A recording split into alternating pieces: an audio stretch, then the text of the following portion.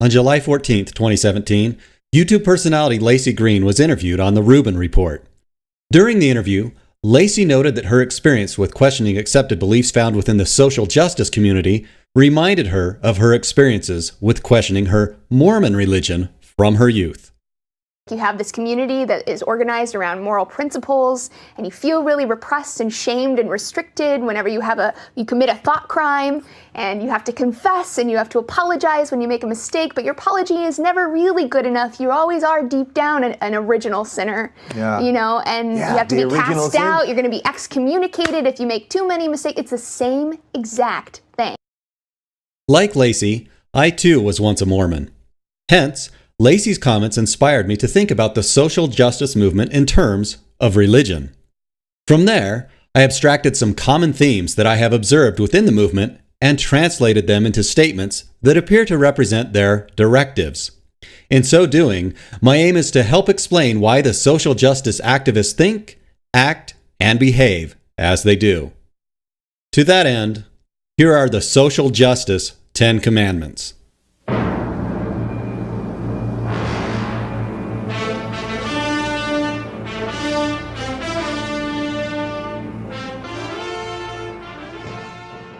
Commandment number 1.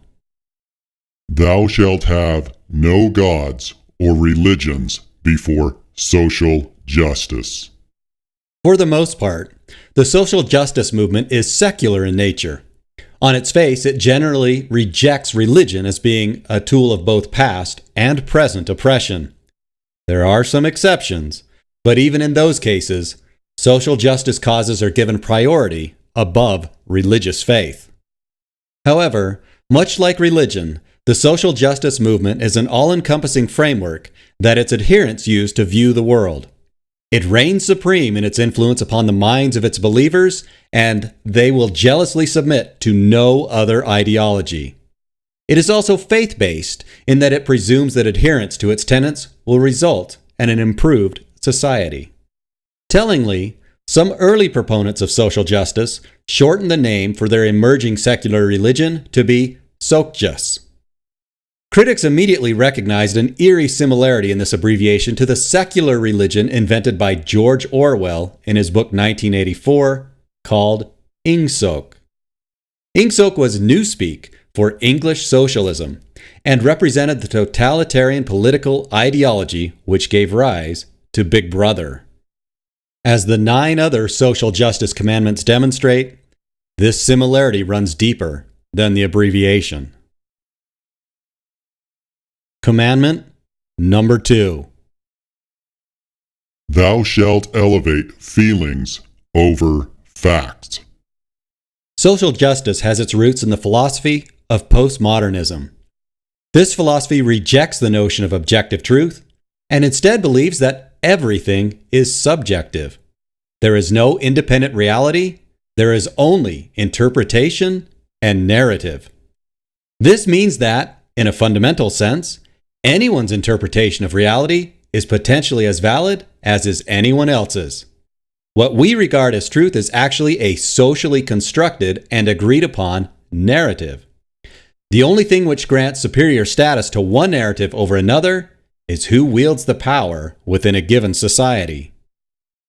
This second commandment expresses itself in social justice circles via the demand that one should not rely upon reason, logic, or facts, but rather should simply listen and believe to the interpreted narratives promoted by its members and spokespeople. It recognizes the lived experience of its adherents as being superior to objective reality or evidence. It even goes so far as to regard science and the scientific method as being an imperialist tool of patriarchal oppression that, in the service of social justice, should now be rejected. And my response to that was, if I personally were committed to enforcing decolonization, science as a whole is a product of Western modernity, and the whole thing should be scratched off, especially in Africa. Commandment number 3. Thou shalt honor the victim. Let her be your standard. The feminine personal pronoun here is deliberate, as seeing a woman in pain or trouble generally inspires greater sympathy than that afforded to a man.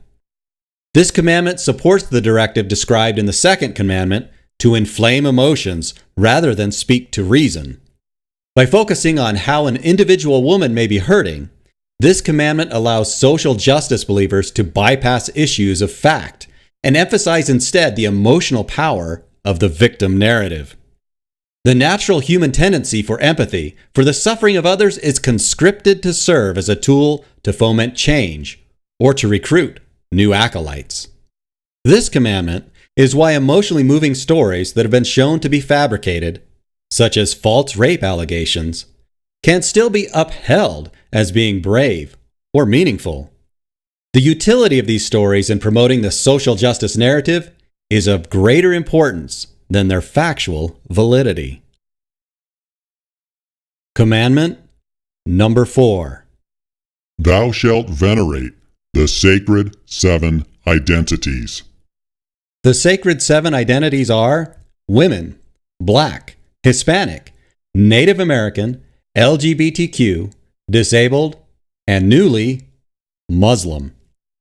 These identities have been agreed upon as being sacred because of their power to inspire emotional responses per the previous 2 commandments. They are venerated primarily for their utility in promoting a narrative of oppressor and oppressed. Within the religion of social justice, if sufficient deference isn't given to one of these groups somewhere in society, then a sin is being committed. Recognizing this need for emotional utility explains why other minority racial groups, such as Asians, are not included. The societal success of Asians, despite being half as populous as blacks in the U.S., doesn't allow them to be regarded as a victimized or oppressed identity, and hence excludes them from being regarded as a sacred identity to be protected or venerated. This is also why it is perfectly acceptable to make fun of a small religious group outside of the sacred 7, such as the Mormons. The award-winning musical The Book of Mormon is celebrated by those adhering to the secular religion of social justice. But had something similar been done to parody Muslims or the Quran, the outcry among the acolytes would have been furious and deafening. Commandment number 5. Those of white skin are born under original sin and must repent. In the Judeo-Christian tradition, all people are born into original sin due to the transgression of Adam and Eve in the Garden of Eden. In the social justice tradition, original sin is also tied into your ancestry. Your personal degree of sinfulness is based upon the color of your skin. The newspeak word in social justice parlance for original sin is privilege. It is clear from their use of the word that it is not something to be revered, but rather something of which to be ashamed. This assumption of original sin by social justice acolytes is closely associated with the history of slavery. They automatically assume that any white-skinned person has, in some way, benefited from that history. This assumption applies regardless of the ancestry of the white-skinned person, even if neither they nor their ancestors actually owned slaves. As with the other commandments, logic is irrelevant, and only the emotional utility for advancing the Sokjas narrative is of any importance. For example, no one seeking to shame someone on the basis of white privilege considers that some of that person's ancestors could have been on the side that was fighting to free the slaves, and may well have shed their blood or given their lives in that struggle. Given the intermingling of family lineages, this case is not only possible, but likely probable. Nevertheless, the emotional power of shaming someone by invoking their imagined privilege is considerable, which, in turn, means that the converted seek to repent of their original sin through obedience and self-effacement before the Sokjas dogmas. Aren't you quite aware by holding that video camera on me that you are surrounded by your privilege, right? Take your privilege somewhere else, please. Commandment number 6. Thou shalt not blaspheme against Sokjas. True to its namesake, the desire to control language for social justice acolytes is profound and Orwellian in nature. Not only is the movement rife with jargon, it also stridently opposes the mere whispering of words that it finds inappropriate. Commentators or comics who run afoul of its dictates will be hounded until they abase themselves in apology. Similarly, any ideas that challenge its hegemony are not permitted. Wrongthink is a sin. Criticism is harassment.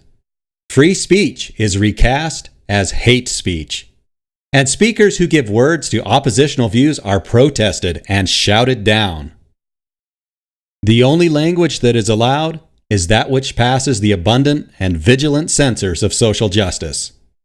All else is blasphemy. Commandment number 7.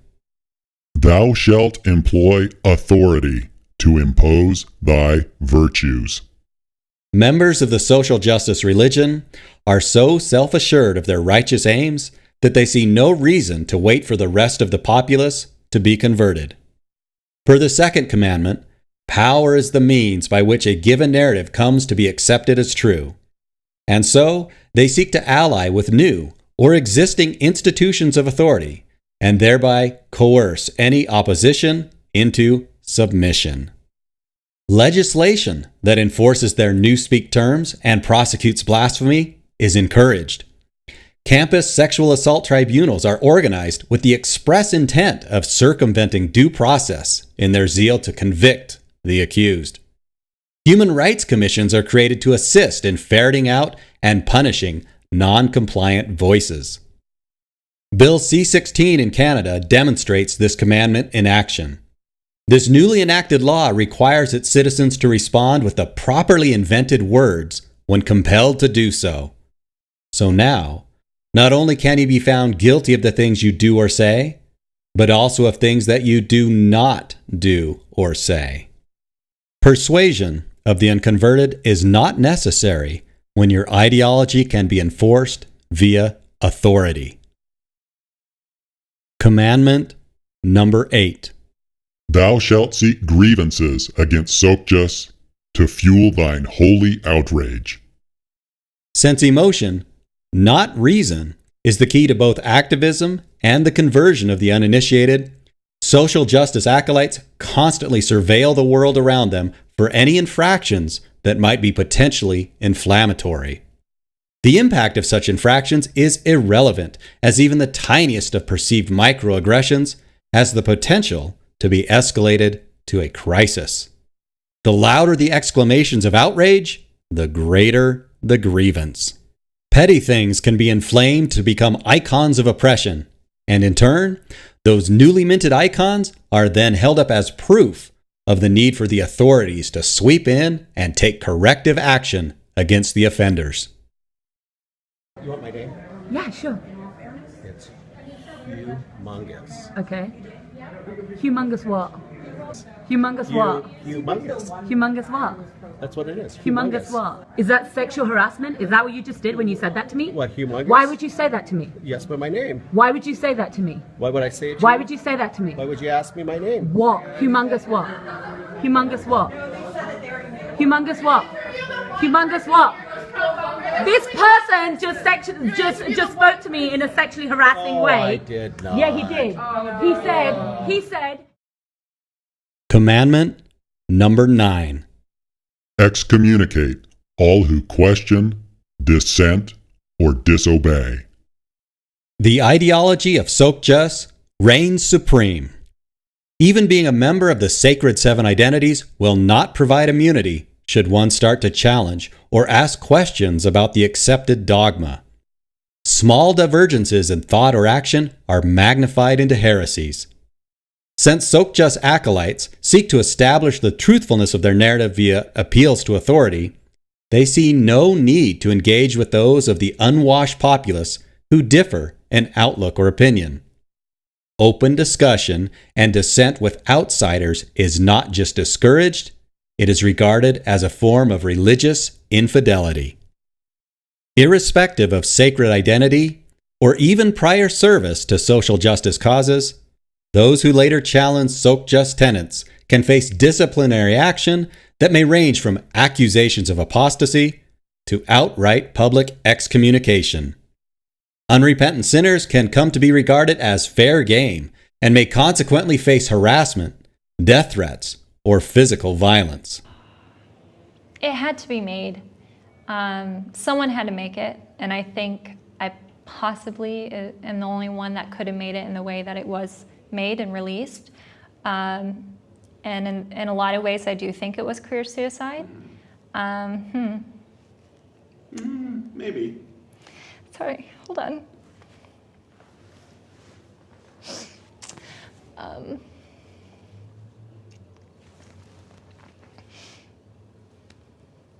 It's been tough. It just really goes to show how difficult it is to talk about these things, and when you do start to talk about men's issues or this alternate perspective on gender issues, you will be made an example of by the media, and they will skewer you and show everyone else, don't do it, or we'll do to you what we're going to do to these people who are trying to speak up. Commandment number 10. Those who resist Sokjus are enemies and must be destroyed.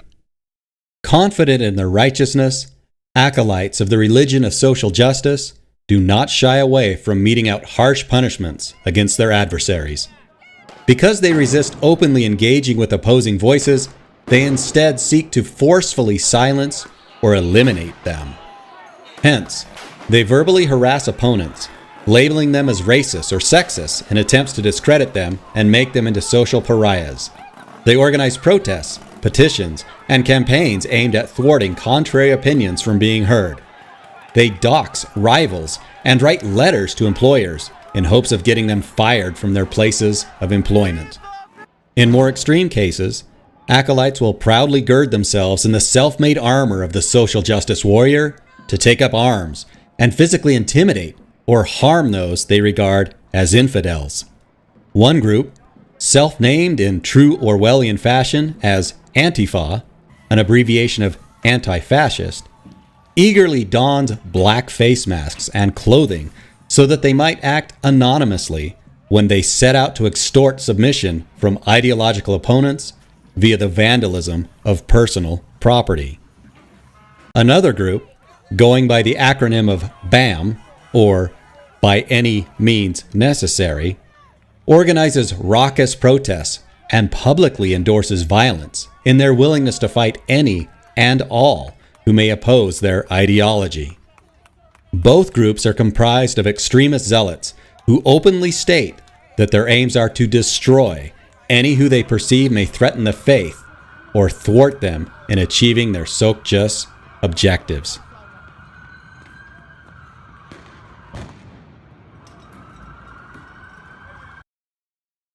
These are the social justice 10 commandments. Although these commandments largely go unspoken by its acolytes, by acknowledging their existence, we can better understand both the beliefs and the behaviors of this rising secular religion. Furthermore, through these commandments, we can see that the intent of Sokjus is not to promote freedom, liberty, or even equality.